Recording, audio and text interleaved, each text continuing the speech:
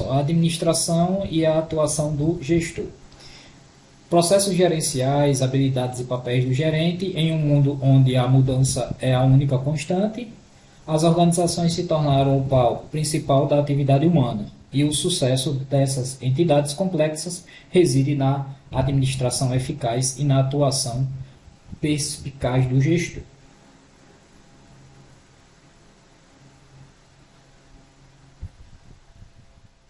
Então, a essência da organização. Então, tem uma definição aí de Chiavenato, né? Onde ele fala que a organização é uma entidade social composta de pessoas que trabalham juntas, estruturando para atingir um objetivo definido. Tá? A importância do capital humano. A definição destaca a importância do capital humano e da colaboração na busca por metas comuns. Organizações de todos os tipos e tamanhos exigem uma gestão eficiente para prosperar.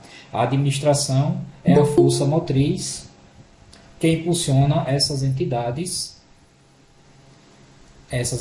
em direção ao sucesso.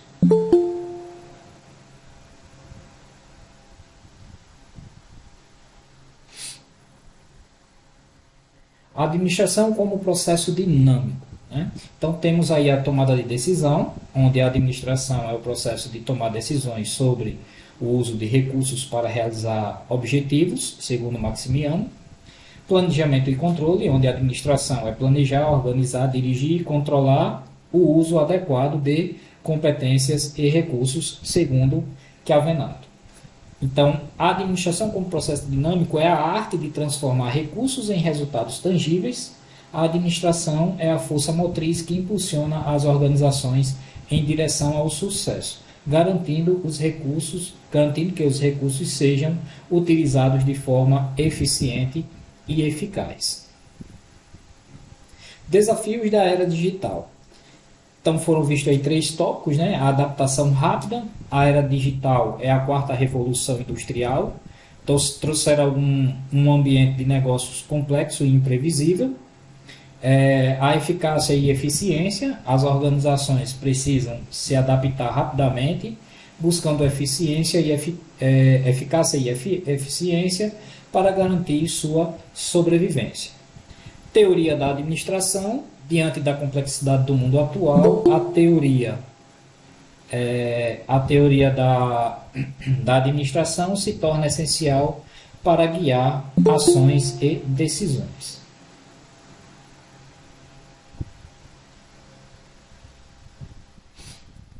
Teoria clássica de Fayol. Funções básicas. A teoria clássica de Henry Fayol, com suas 6 funções básicas, revolucionou a gestão. Ações administrativas, 5 ações administrativas, chamadas de POCCC, transformaram gestão tradicional. Modelo POCC, a função administrativa evolui para o modelo POCC, que é planejar, organizar, coordenar, liderar e controlar. O modelo POCC define as 4 tarefas essenciais do gestor moderno, garantindo uma abordagem estruturada e eficiente para a administração de recursos e pessoas. Habilidades essenciais do gestor, segundo Kentz. Kantz diz que técnicas, conhecimento e aplicação de técnicas específicas para resolver problemas e otimizar processos. As humanas, capacidade de trabalhar com pessoas, construir relacionamentos e promover a colaboração. Conceituais, visão sistêmica da organização e capacidade de lidar com ideias e conceitos abstratos.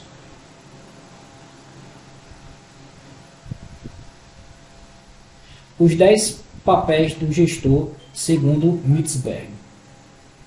Interpessoais, né? Olha, onde ele fala que é símbolo, líder e ligação, construindo e mantendo relacionamentos. 2. Informacionais, que é um monitor, disseminador e porta-voz, gerenciando o fluxo de informações.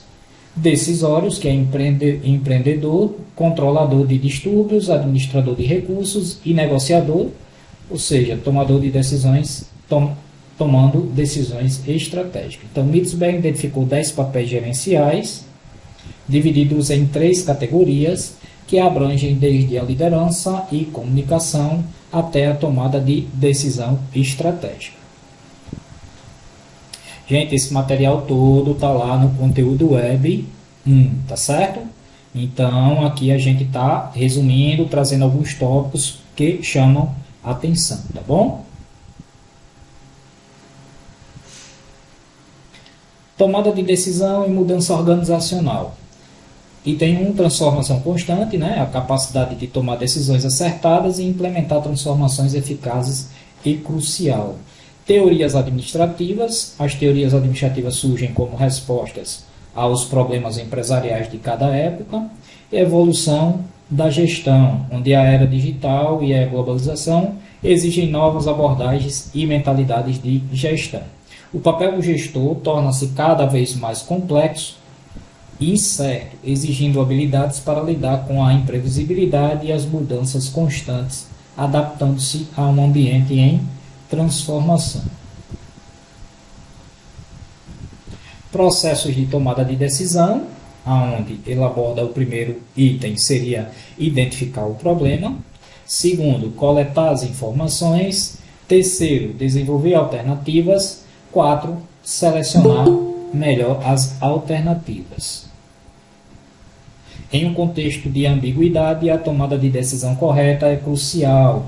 Um processo de 7 etapas pode auxiliar a identificar o problema, coletar informações, desenvolver alternativas, avaliar cada alternativa, selecionar a melhor alternativa, implementar a decisão e acompanhar a avaliação. Tá? Aqui em cima a gente consegue ver destacado 4, mas ele aqui nos relata 7 situações, tá bom?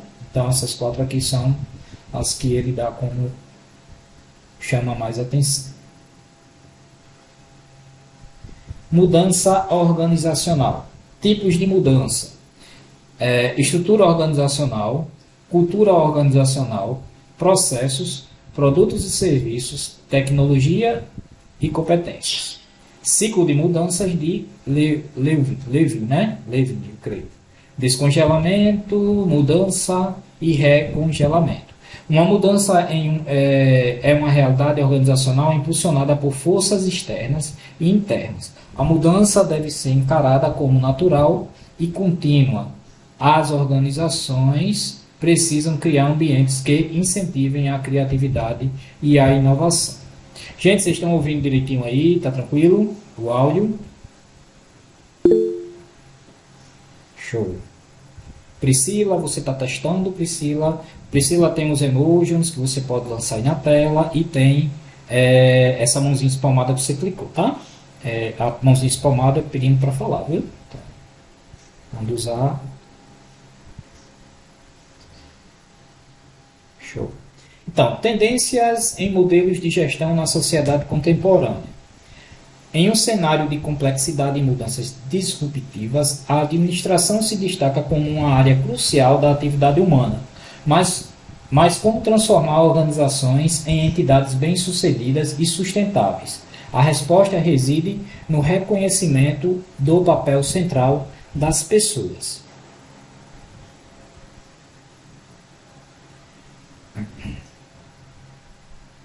O valor do capital humano. Chiavenato nos alerta para a importância do esforço cooperativo humano. As pessoas são a base de qualquer organização e o gestor, por mais competente que seja, não pode alcançar resultados sozinho. Desde a teoria das relações humanas, em 1928, o foco no comportamento humano nas organizações tem se intensificado. Em um mundo complexo e competitivo, o papel... Vai, Gisele, vai para o YouTube. Em um mundo complexo e competitivo, o papel das pessoas se torna ainda mais crucial. O capital humano é o principal motor para o sucesso e a inovação dentro de qualquer organização, impulsionando o crescimento e a sustentabilidade ao longo prazo.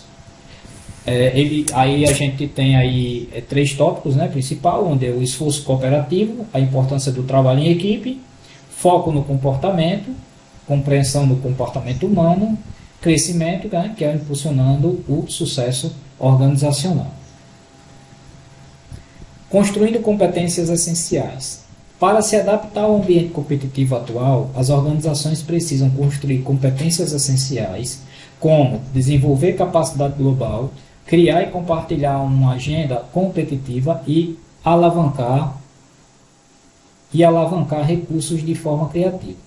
É importante desenvolver um sistema flexível e adaptável. Promover valores e comportamentos que incentivem o trabalho em equipe, competir por talentos e reter fontes de vantagem competitiva, e propiciar velocidade de reação e descentralização, e descentralizar decisões também são cruciais para o sucesso. Aí ele nos chama atenção aqui para 3 tópicos, né? Capacidade global, que é desenvolver uma visão abrangente, pois não. A Grace está querendo saber como acessa esses slides. A gente vai no canal do YouTube.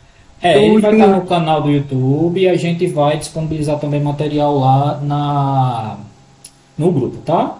A gente vai colocar algum material lá e vai disponibilizar o vídeo no YouTube, viu? Pode ficar tranquilo.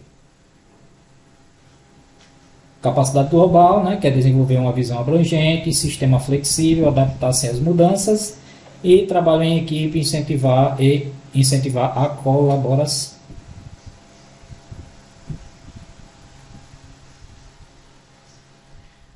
Ampliação do capital intelectual. Na economia do conhecimento, o capital intelectual é um ativo valioso. Para formá-lo, as organizações devem valorizar o conhecimento como instrumento essencial e proporcionar desenvolvimento contínuo aos colaboradores. Estimular a expressão intelectual e a inovação é fundamental. Promover o compartilhamento de informações, criar políticas de reconhecimento e premiação, desenvolver mecanismos de captação e distribuição do conhecimento e manter a organização aberta à inovação são passos importantes. Valorizar o conhecimento. Espera aí só um pouquinho, gente. Pessoal, alguém está tendo alguma dificuldade aqui? Como é que é? Ouvindo, tá tudo ok, né?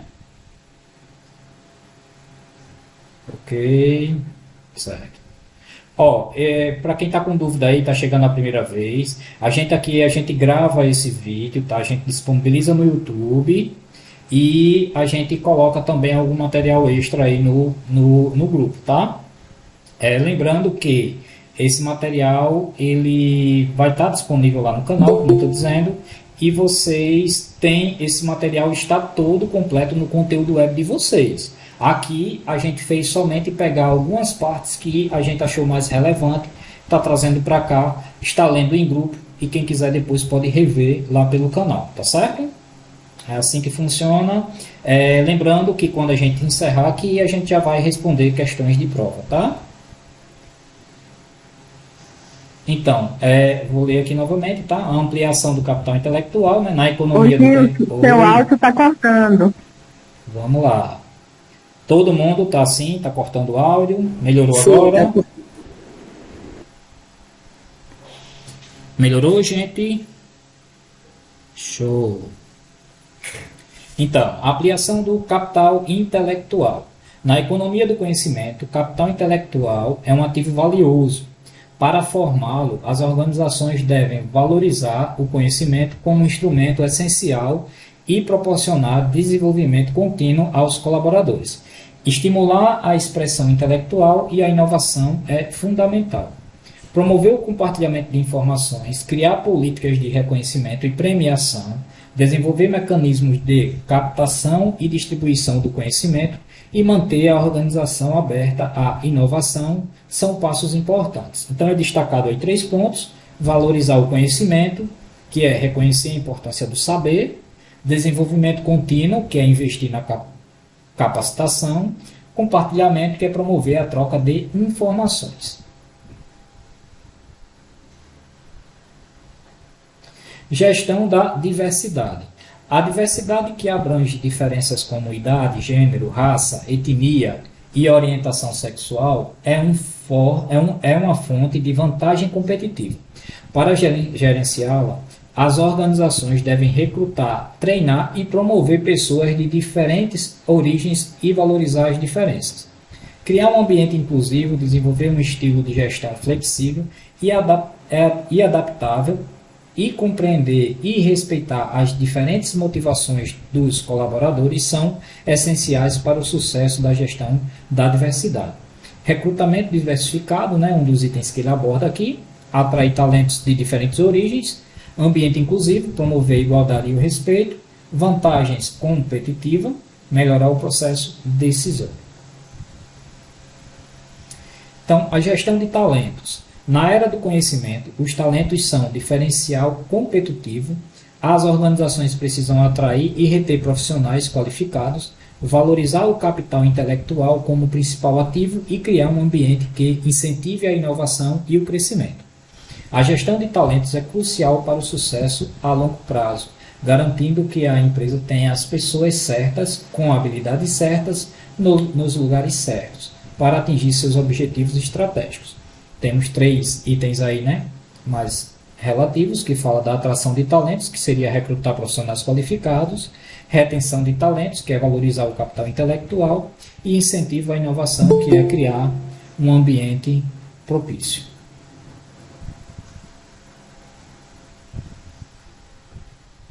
Tendências atuais em modelos de gestão. Em um cenário de mudanças rápidas e incerteza, as organizações precisam adaptar para sobreviver e prosperar.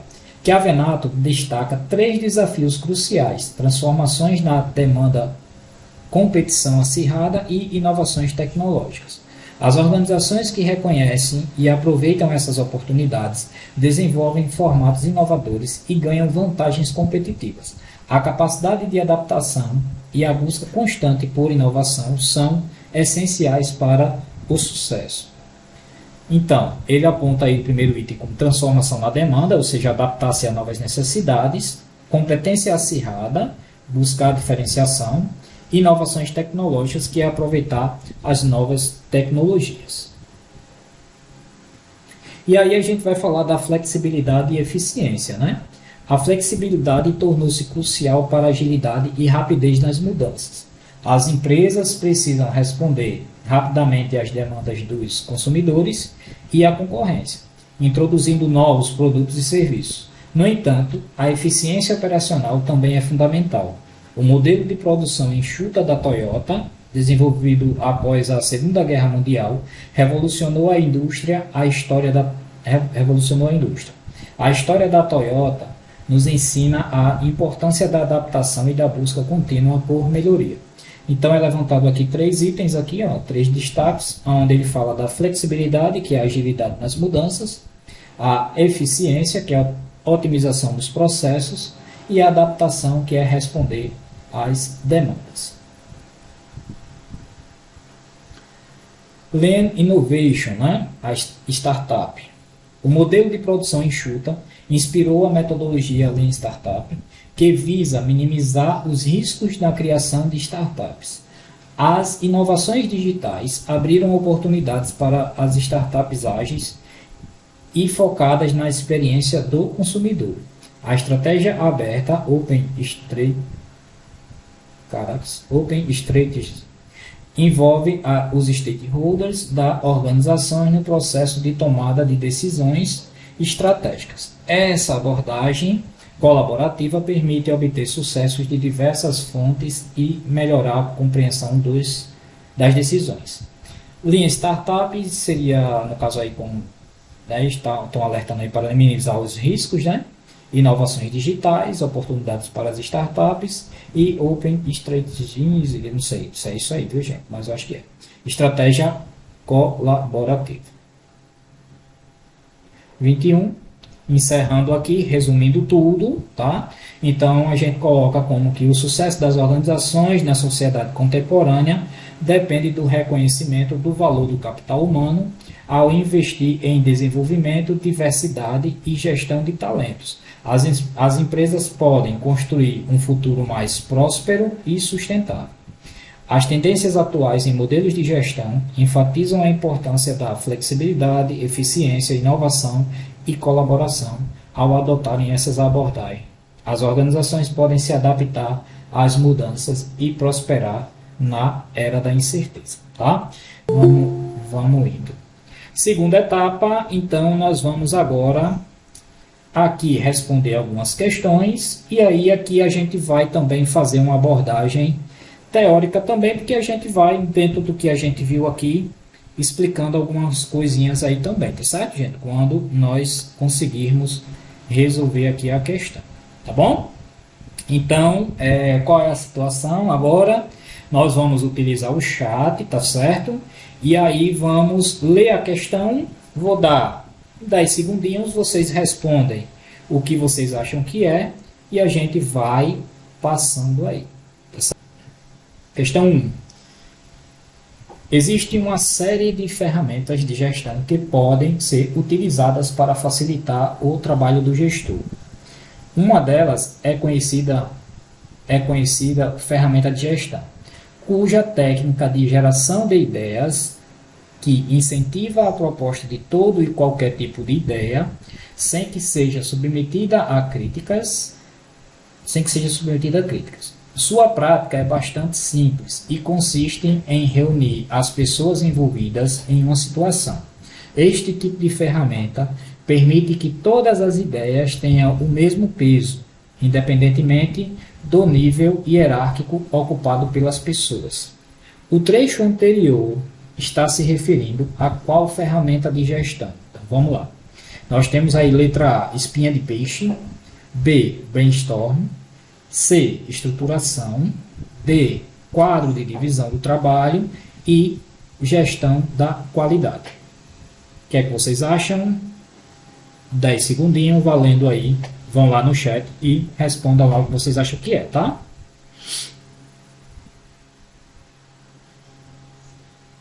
Gisele, não sei. Não tem a letra N de não sei. Tem A, B, C, D, E.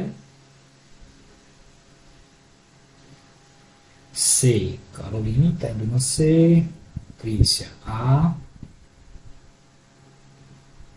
Tá.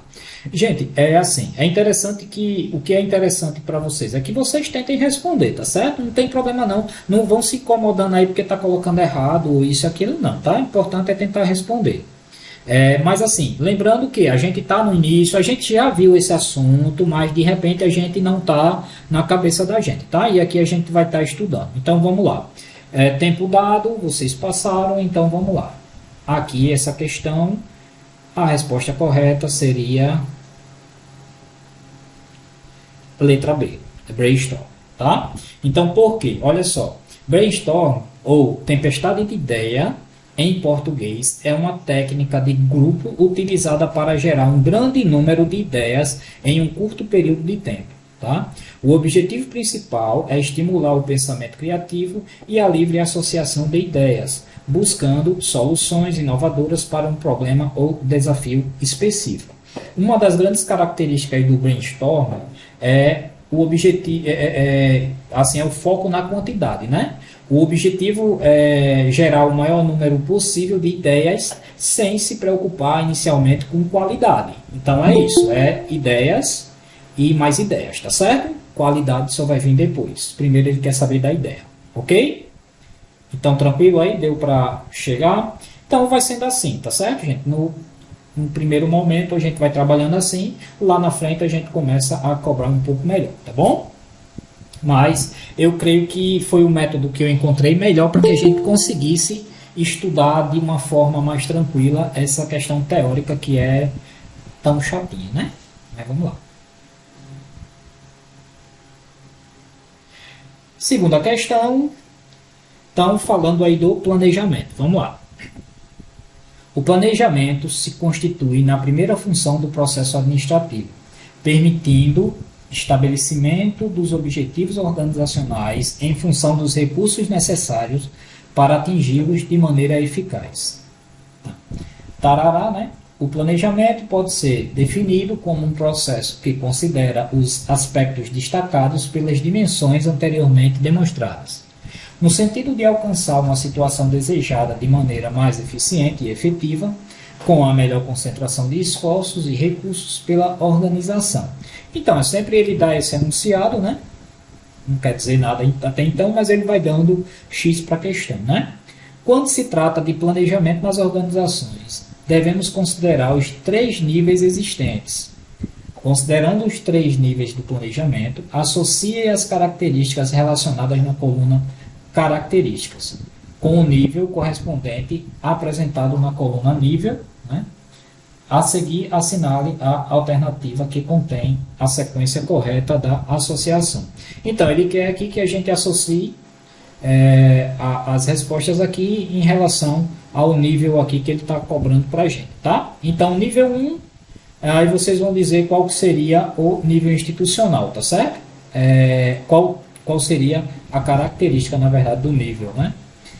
Nível 1, ele fala sobre o desdobramento dos planos de cada departamento em planos para cada tarefa ou atividade. Aí vocês vão me responder aí se é 1, 2 ou 3, tá certo? Qual o nível, ou pode botar o nome, nível institucional, operacional, intermediário. Ó, prestem atenção, vamos ler. Desdobramento dos planos de cada departamento em planos para cada tarefa ou atividade. Aí você acha que é qual nível? O institucional, o intermediário ou o operacional? Vocês quem vão dizendo aí.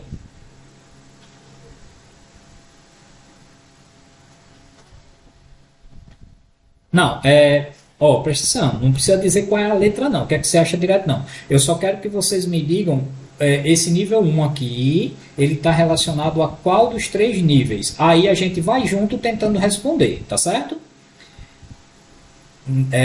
Desdobramento dos planos de cada departamento em planos para cada tarefa ou atividade. Seria nível institucional, intermediário ou operacional.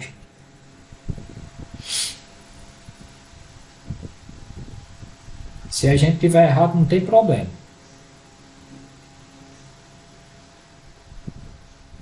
Certo. Cris é operacional. Priscila jogou no 2, intermediário. Daiane, o nível operacional. Ok, Stephanie, operacional. Pronto. Ok. Então vamos lá. Vou ler de novo aqui para a gente poder definir. Ó. Ele pergunta aqui, o primeiro está relacionado a qual nível? Então vamos lá, desdobramento dos planos de cada departamento em planos para cada tarefa. Olha só falando aqui, tarefa. Tarefa é o quê? Se eu tenho uma tarefa para fazer, é o quê? É institucional? É intermediário ou operacional? Operacional, né, gente? É uma atividade, uma tarefa ou atividade que eu tenho que fazer. Então, a gente vai ser aqui operacional. A gente está deduzindo isso, viu? Não sei se a resposta também vai ser essa, não. A gente vai ver para frente. Então, se o 1 é operacional, então vamos ver para aqui nas questões. Nós teríamos como o primeiro sendo 3, né? Nós teríamos a letra C e letra D, certo? C e D. Então, 1, A, B e E já morreu aqui no assunto para a gente. Então, vamos para cá. Mapeamento ambiental, avaliação das forças e limitação da organização, e incerteza e imprevisibilidade. São características de qual nível? Mapeamento ambiental, avaliação das forças e limitações da organização, e incerteza e imprevisibilidade.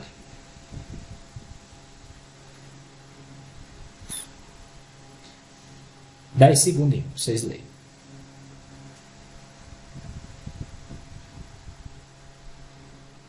Daiane disse que é um institucional, Jaqueline disse que é institucional, Carol disse que é o intermediário.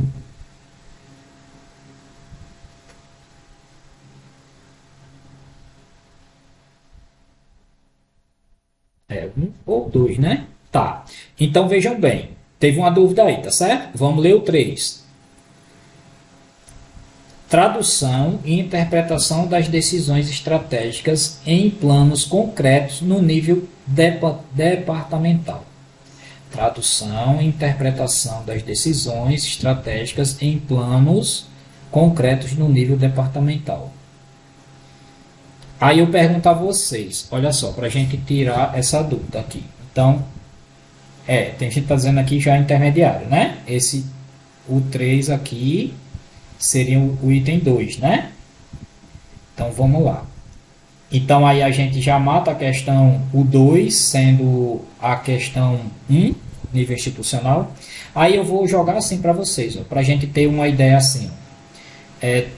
A gente falou que o número 1, desdobramento dos planos, cada departamento, plano para cada tarefa. Quando ele fala de tarefa ou atividade, a gente já encara que é o que? Operação, é fazer, certo?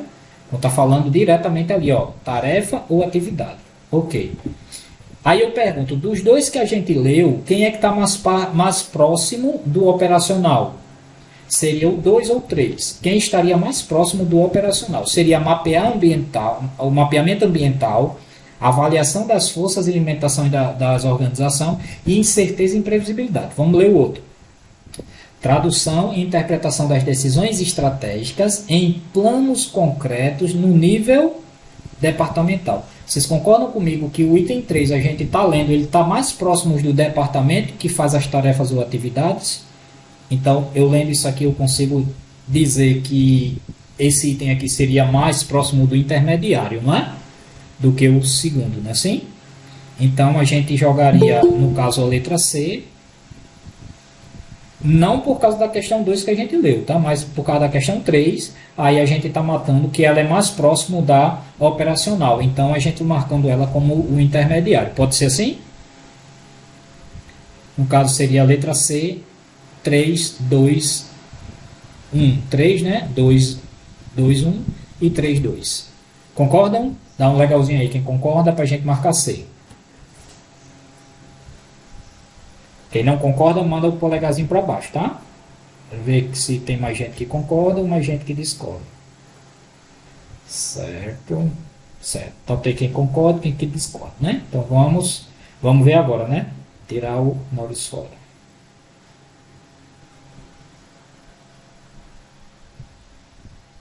Letra 6. Olha. Aí vamos ler aqui, ó. Nível operacional. Ele fala aqui pra gente, ó, que na hierarquia do planejamento organizacional é o mais próximo da execução das atividades diárias. Ela se concentra em como as tarefas serão realizadas, garantindo que os planos táticos e estratégicos sejam colocados em prática. O planejamento operacional lida com o dia a dia da organização, com um horizonte de tempo, geralmente de curto prazo, como semana ou mês. Então, aqui falando no nível 1, que todo mundo acertou, né? Que é essa tarefa ou atividade. O nível institucional, olha só o que é que ele fala, é conhecido como o nível estratégico. Ele ocupa o topo da hierarquia e tem um papel fundamental na definição do futuro, da organização. O planejamento institucional foca no futuro da organização, geralmente em um horizonte de 5 a 10 anos, ou seja, né, é o planejamento mesmo, né? Nível institucional. Nível intermediário, que foi o que a gente ficou aqui naquela duvidazinha, conhecido como nível tático, desempenha um papel crucial na ponte entre planejamento estratégico, institucional e o operacional. Ele traduz as diretrizes de alto nível em planos mais específicos e viáveis para as diversas áreas da organização. O planejamento tático abrange um horizonte de tempo intermediário entre 1 e 3 anos. Perceba que quando ele falar de planejamento do nível intermediário, ele está falando em planejamento tático, tá? É específico sobre isto. Ok, gente? Então, vamos passando aqui, tá? Questão 3. Elaborar um anteprojeto é essencial para que o projeto se desenvolva da melhor forma possível, pois ele apresenta estimativa e algumas questões gerais para nortear as etapas futuras. Um anteprojeto deve ser composto por justificativas, métodos, custos e por benefícios. Aí vejam bem, ele relatou tudo aí de um anteprojeto, tá? Aí ele pergunta especificamente sobre métodos. É correto afirmar que em um estudo sobre as relações trabalhistas da empresa, é um estudo, métodos é um estudo sobre as relações trabalhistas da empresa. Métodos é um estudo sobre a viabilidade financeira do projeto. C é a maneira como o projeto se dará para atingir seus objetivos. É um estudo sobre a missão da empresa.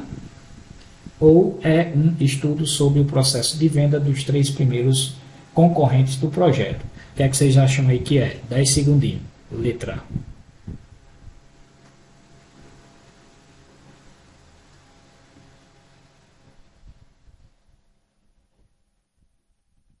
Então, todo mundo ok? É a maneira como o projeto se dará para atingir seus objetivos.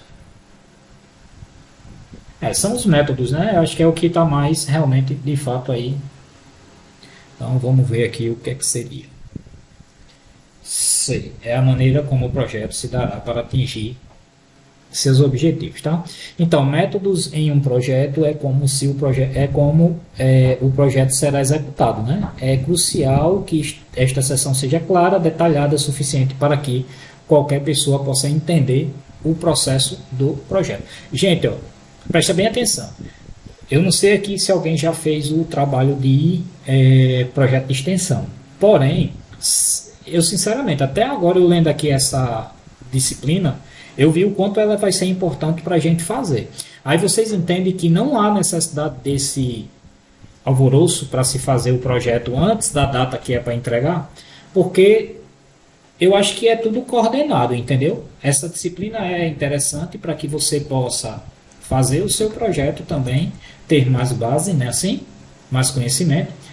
E aqui, ó, veja o nome da disciplina, modelos de gestão, né?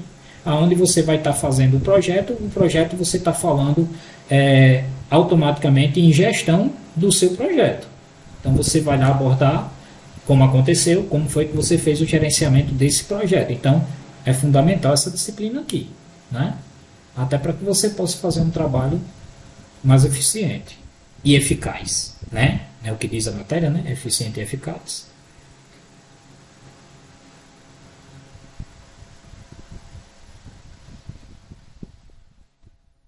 Estou tentando falar espanhol, mas não consigo.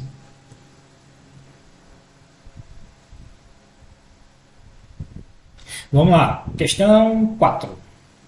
O planejamento é uma função administrativa que pode acontecer em todos os níveis organizacionais.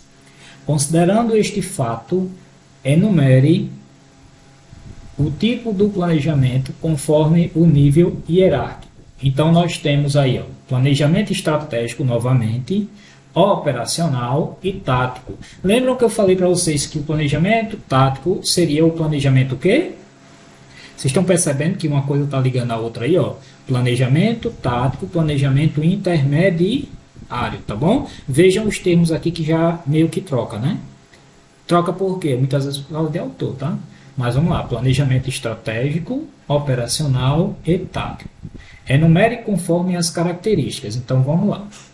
O planejamento estratégico é traduzido para os planos departamentais para ajustar seus planos e tornar claras suas responsabilidades sobre os objetivos estratégicos. As ações são de médio prazo. Eu acabei até lendo lá, coloquei as definições e a gente falava disso. As ações são de médio prazo. O planejamento estratégico é traduzido para os planos departamentais para ajustar seus planos e tornar claras suas responsabilidades sobre os objetivos estratégicos. As ações são de médio prazo. Qual dos planejamentos aí fala de nível de médio prazo? A1 seria o quê? Planejamento estratégico, planejamento operacional, planejamento tático. O que é que vocês acham? 1, 2 ou 3?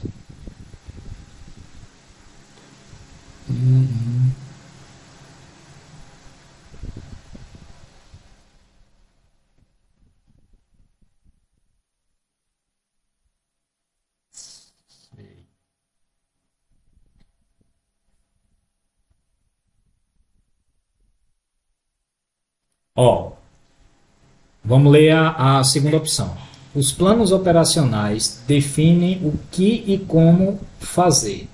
Sua amplitude é reduzida ao foco nas atividades e tarefas, com visão de curto prazo.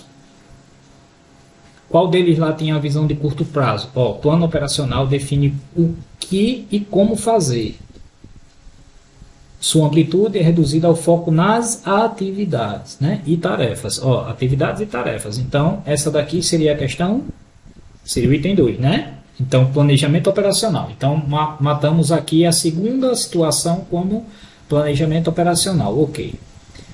Os gerentes de nível institucional tomam decisões a partir das incertezas do ambiente externo e da avaliação interna da empresa para aproveitar a oportunidade de se defender de ameaça. Isso aqui a gente está falando de quê? Do item estratégia, não, gente? Vocês não acham que é estratégico, não, isso aqui? Leiam de novo. Os gerentes de nível institucional tomam decisões a partir das incertezas do ambiente externo e da avaliação interna da empresa para aproveitar a oportunidade de se defender das ameaças. Vocês acham que é mais tático ou mais estratégico?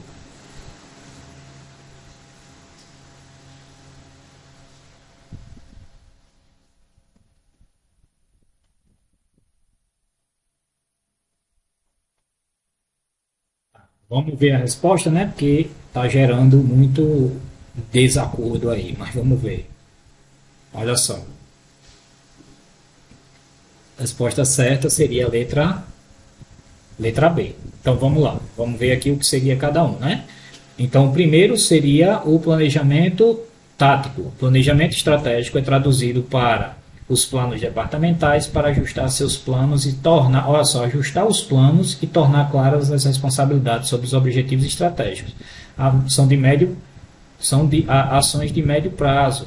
Então são situações de planejamento tático, que é aquele intermediário, tá? Então quando ele é de médio prazo, botem na cabeça. Médio prazo, eles são planejamento intermediário ou tático. Quando ele é de curto prazo, ele é o planejamento operacional, tá? E quando ele é de longo prazo, planejamento estratégico. Tá certo? Lembrem disso aí, ó. Então, olha só. O 2 seria os planos operacionais, define o que e como fazer. Sua amplitude é reduzida no foco das atividades e tarefas com visão de curto prazo operacional. Curto prazo é operacional. Prestem atenção. Lá ele perguntou de uma forma diferente. Aqui ele já está dizendo essas situações para vocês prestarem atenção. De médio, curto e longo prazo. Curto prazo é operacional. Médio prazo é tático ou intermediário. E longo prazo é estratégico. Aí, ó, os gerentes de nível institucional tomam decisões a partir de incerteza do ambiente externo e da avaliação interna da empresa, para aproveitar oportunidades e se defender de ameaças. Se ele está procurando aqui se defender de ameaça, ele está procurando algo que de longo prazo, tá? Então, esse aqui seria o estratégico. Então, letra B, 3, 2, 1. Tranquilo? Pode passar? Depois vocês vão ter a oportunidade de rever, né? Pamela, pode falar, por favor. Gilson, você pode repetir? Médio prazo ele seria o estratégico? Médio prazo seria o tático. Não, tático ou intermediário. Tá. E o de longo prazo seria o estratégico e o operacional seria de curto prazo, que seria o fazer. Entendeu? Já chega pronto, ó, executa isso aqui. Entendeu? Curto, médio e longo prazo. Vamos ver aqui, ó. Aí, o planejamento estratégico. Aí, ainda nessa questão, ó, eu vou passar aqui para vocês algumas abordagens, tá? O planejamento estratégico, né, ele tem o objetivo de definir missão, visão e valores da empresa, identificar oportunidades e as ameaças do ambiente externo, estabelecer metas de longo prazo e desenvolver estratégias para alcançá-las. Aí um exemplo aqui básico seria decidir expandir para novos mercados, lançar novos produtos ou serviços e realizar fusões ou aquisições, tá? Planejamento tático ou intermediário, ele tem o objetivo de desdobrar as metas estratégicas em objetivos específicos para cada área, definir os recursos necessários e estabelecer prazos e indicadores de desempenho, tá? Definir o plano de marketing, por exemplo, seria um exemplo, né? Definir o plano de marketing para o lançamento de um novo produto, estabelecer metas de vendas para cada equipe, desenvolver um plano de treinamento para os funcionários, seriam alguns exemplos que poderia ser feito. Planejamento operacional já tem o objetivo de definir as tarefas específicas que precisam ser realizadas, alocar os recursos necessários, acompanhar o desempenho das atividades. Exemplo disso seria elaborar cronograma de produção, definir o procedimento de atendimento ao cliente, estabelecer os padrões de qualidade para os produtos e serviços. Percebam que é algo mais assim, de fazer logo, entendeu? No caso, o planejamento operacional, né? Fazer logo. O planejamento tático, o intermediário, ele já tem um prazo um pouco maior, né? E o estratégico é um longo prazo. Vamos cá. Um estudo feito pela Dell Technologies revelou que dos 4.000 líderes empresariais entrevistados, 45% diz temer que a própria empresa se torne obsoleta em uma margem de 3 a 5 anos. Medo este que é justificável, dado o número crescente de empresas que precocemente fecham as portas por não mais conseguirem se sustentar dentro de seus parâmetros de trabalho. Logo, a solução habita exatamente em como implementamos uma cultura capaz de se renovar, uma cultura de inovação, né? Empresas que buscam reinventar suas formas de trabalho, sejam elas de pequeno, médio ou grande porte, sobreviverão ao mercado. Para criar uma gestão marcada pela inovação, a organização deve investir em... Aí eu vou falar aqui e vocês fazem o legalzinho aí, tá bom? Para a gente agilizar agora. Legal ou mãozinha para baixo, quem acha que não é a questão. Então vamos lá. Questão A, controle estático de qualidade, gestão de projetos, transformação organizacional, seria um item para criar essa gestão marcada pela inovação, tá certo? Então a organização deve investir nisso, quem acha que sim?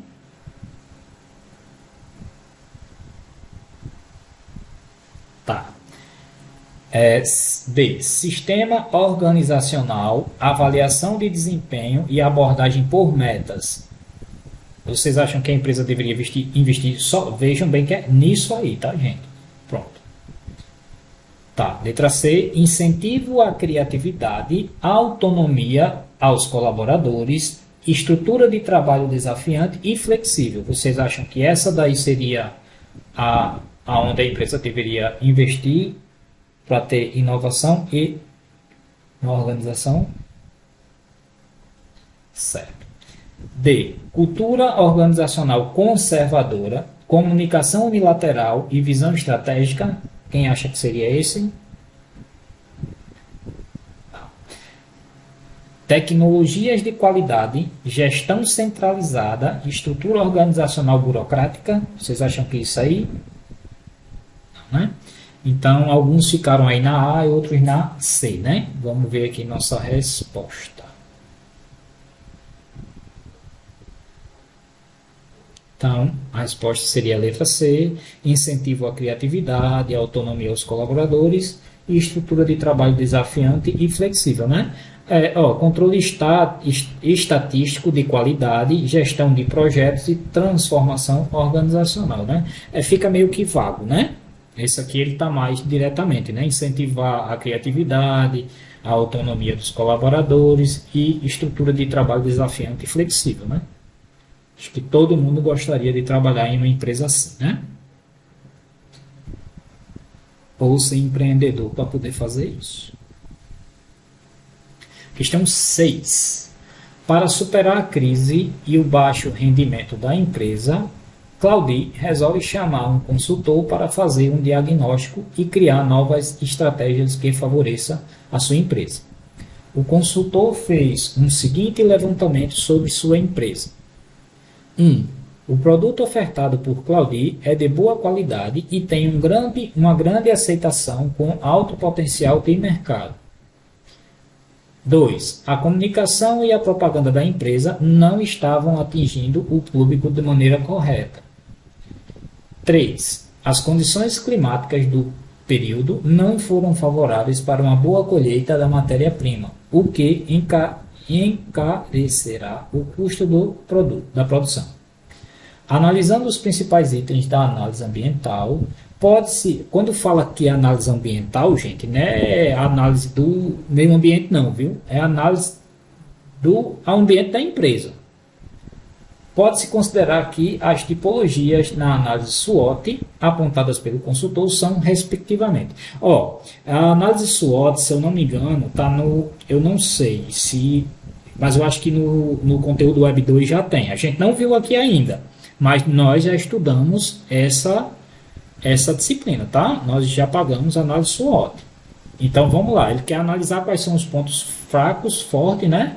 Oportunidades, ameaça e assim por diante. Então vamos lá. O item 1, o produto ofertado por Claudie é de boa qualidade e tem uma grande aceitação com alto potencial de mercado. Isso aqui é o quê? É um ponto forte, uma ameaça, uma oportunidade, como é?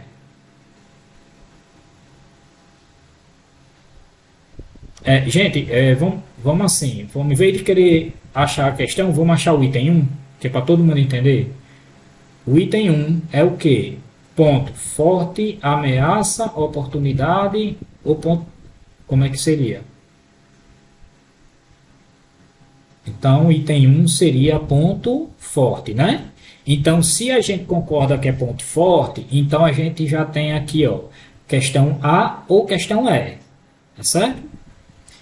Item 2. A comunicação e a propaganda da empresa não estavam atingindo o público da maneira correta. Aí, isso daqui, já que a gente escolheu a questão A ou questão E, ele fala de oportunidade ou ponto fraco. A comunicação e a propaganda da empresa não estavam atingindo o público da maneira correta. Então, se a gente escolheu questão A ou questão E, a gente vai em ponto fraco. Assim? E as condições climáticas do período não foram favoráveis para uma boa colheita da matéria-prima, o que encarecerá o custo da produção. Então, todos os dois itens eles nos dão ameaça, né? Creio que esteja certinho aqui a questão é, né? Porque é a que bate direitinho aqui com o que a gente está dizendo. Vamos ver aqui. Resposta, questão é.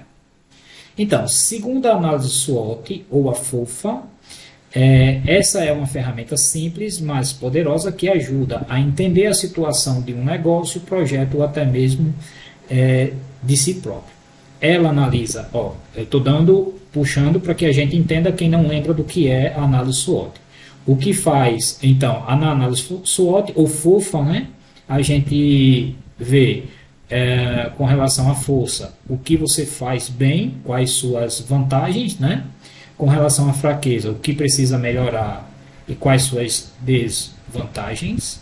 Nas oportunidades, nós observamos quais as chances de crescimento, quais as tendências favoráveis, né? E em ameaça, quais os obstáculos e quais riscos que a gente enfrenta, né? Então, aqui, as condições climáticas eram uma ameaça, a comunicação da propaganda, né? Era um ponto fraco da empresa, e o produto ofertado era de boa qualidade, que era o ponto forte, tá? Tranquilo? Podemos passar? Ou vocês acham que tá bom 6 questões e a gente faz mais na quarta-feira? Ou vamos terminar? São 12 questões. Querem concluir? Vamos concluir, né? Porque quarta-feira a gente faz mais 12. Ainda são 9h10, dá tempo. Vamos embora. Vocês não têm o que fazer mesmo, não precisa dormir para trabalhar, nada disso, né? Então... A liderança é o processo de influenciar outras pessoas para atingirem um conjunto de objetivos organizacionais. Os líderes buscam a eficácia e são promotores de mudanças e incentivam a criatividade, a aceitação de riscos e a solução dos problemas, segundo Williams, né? Considerando o texto anterior, é correto afirmar que, vamos ver, falando de liderança, tá, gente? O processo de liderança é essencial apenas para a contratação de pessoal para a organização? Não, né? As pessoas trabalham melhor, contribuem mais e se sentem mais felizes quando estão motivadas? Sim, né? Bom, vou ler os outros, pô, né? Os melhores líderes são aqueles que despertam a insatisfação, lógico que não. As pessoas se sentem infelizes quando se identificam com seus líderes, também não. Os gestores não têm a função de motivar as pessoas por meio do processo de liderança. Também não. Letra B, né? Essa daí eu acho que foi fácil. Então vamos lá. Leia a seguinte descrição. Segundo Chiavenato, o é praticado pelos gestores da média gerência, nível intermediário, tá? Média gerência. Maria. Espera aí, que eu não sei se a pessoa quis entrar ou se sumiu. Tá. Então, o é praticado pelos gestores da média gerência, nível intermediário, com redução da amplitude e visão de médio prazo. Traduzindo o planejamento estratégico em planos departamentais para ajustar seus planos e tornar claras suas responsabilidades na concretização dos objetivos estratégicos. Assinale a alternativa que preenche corretamente a lacuna acima. Qual vocês acham que seria? Seria, no caso, o planejamento estratégico, o planejamento operacional. Olha, ele fala aqui nível intermediário, né? Vocês lembram? Nível intermediário.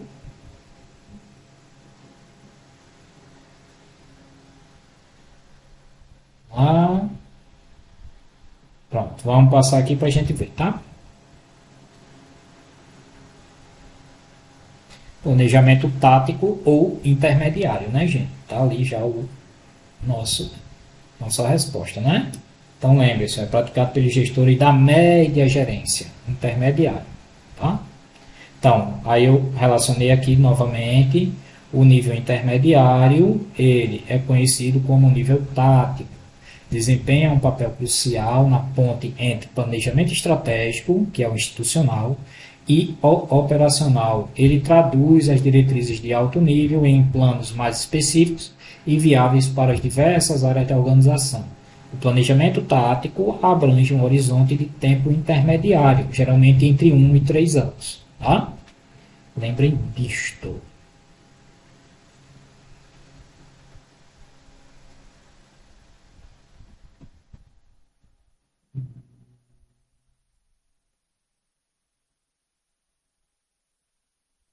Vamos para cá. 17. Questão 9. Maurício é gerente de produção de uma grande indústria de imóveis. A empresa onde Maurício trabalha está passando por alguns problemas relacionados ao desperdício de matéria-prima.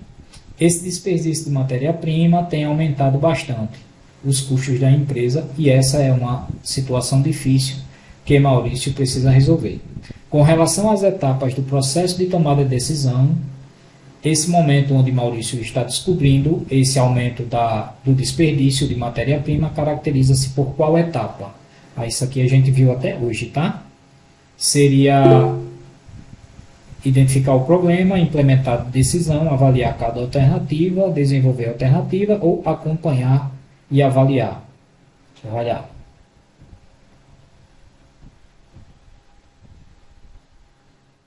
Letra A, né?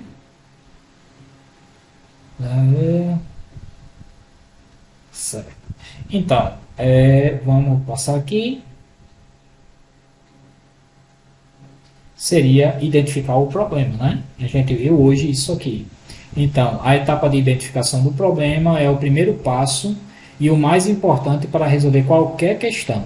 É o momento de perceber que algo não está certo, descrever o problema de forma clara e objetiva, coletar informações para entender as causas e os efeitos, organizar os dados e buscar as raízes do problema e registrar tudo para acompanhar o processo, tá? Mas o primeiro passo é identificar o problema. Bom? Vamos lá. Leia a seguinte descrição. A, tarará, representa como o trabalho é dividido. Representa como o trabalho é dividido em etapas, sendo que cada trabalhador realiza uma etapa. Por isso, o trabalho não é feito todo por uma única pessoa. Ela depende dos aspectos da atividade, de forma que algumas são divididas em pequenas tarefas que não demandam muita qualificação. Outras quase não possibilitam divisão em razão das habilidades e da complexidade técnica envolvidas, pelas quais os trabalhadores qualificados são mais bem remunerados. Assinale a alternativa que preenche corretamente os espaços da descrição acima. O que vocês acham? A, autoridade. B, especialização do trabalho. C, cadeia de comando. D, responsabilidade. E E, amplitude de controle. Quem viu, viu, né? Quem não viu, responde aí.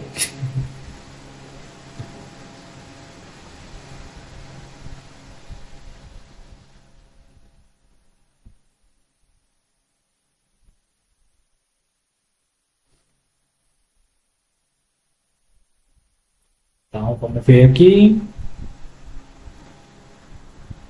Especialização do trabalho, né? Então, preenchido a lacuna. Vamos lá para mais uma. Lá. Questão 11. Falta só mais um. Segundo Rodrigues, a dinâmica do gestor é frequentemente impactada pelas necessidades de tomar decisões, desde questões mais simples até problemas cujas soluções exercem forte influência nos negócios. Você toma decisões o tempo todo, não é mesmo? Agora, tomar decisão também seja uma habilidade humana. Márcia, pode falar, Márcia. Alô?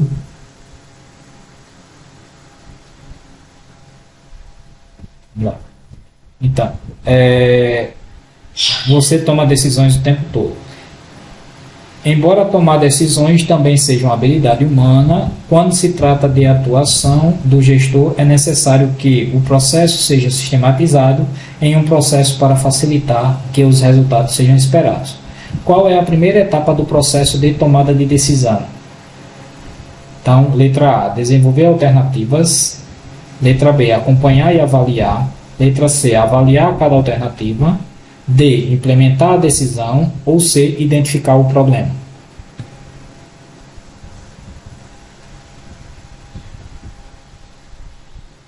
Ou é, né? Identificar o problema.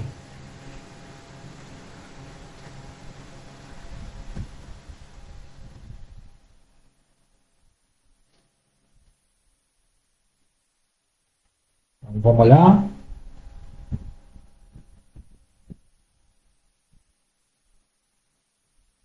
Letra E, identificar o problema. Lembre-se, a primeira etapa de tudo é identificar o problema. Sem identificar o problema, você não consegue fazer nada. Até mesmo no nosso projeto de extensão que a gente vai fazer, a gente tem que primeiro identificar o que para fazer? Um problema. Se a gente não tiver um problema, a gente não vai solucionar e não vai procurar solução para ele, tá bom? Então, primeira etapa, identificar o problema. Ok? Então, a primeira etapa, todo o processo de decisão é a identificação do problema ou oportunidade. Essa fase é crucial, pois define o ponto de partida para todas as decisões subsequentes.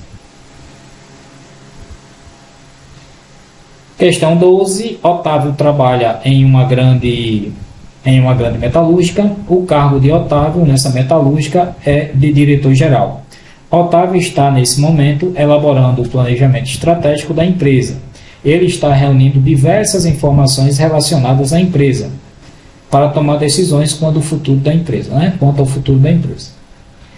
Otávio é um grande profissional e consegue analisar e diagnosticar situações complexas. Por isso, está nesse cargo e decidindo sobre o futuro da sua empresa. De acordo com as competências essenciais propostas pelo autor Cutts, podemos dizer que o fato de Otávio saber analisar e diagnosticar situações complexas está relacionado com qual tipo de competência? Competência conceitual, competência política competência de descongelamento, competência técnica, competência interpessoal. Segundo Cutts, tá?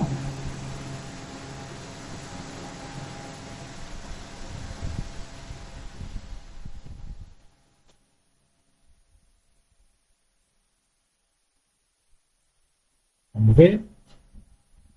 Quem botou aí competência técnica, essa competência ela traz essa coisa mesmo, mas seria conceitual, tá? Segundo Cutts, segundo Robert Cutts, a competência conceitual é uma das 3 habilidades essenciais para um gestor eficaz, justamente com as habilidades humanas e técnicas. Ele até junta, certo? Mas é conceitual. Ela se refere à capacidade de ver a empresa como um todo, entender como as partes se conectam, pensar de forma abstrata, lidar com ideias complexas, diagnosticar problemas, identificar causas e encontrar soluções, planejar estrategicamente, né?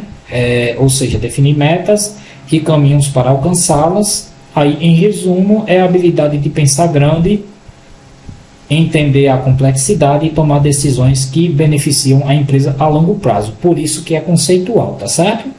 Resumindo, é essa habilidade aqui conceitual. Não é uma habilidade totalmente técnica, tá certo? Ele não visualiza dessa forma. Ok, gente?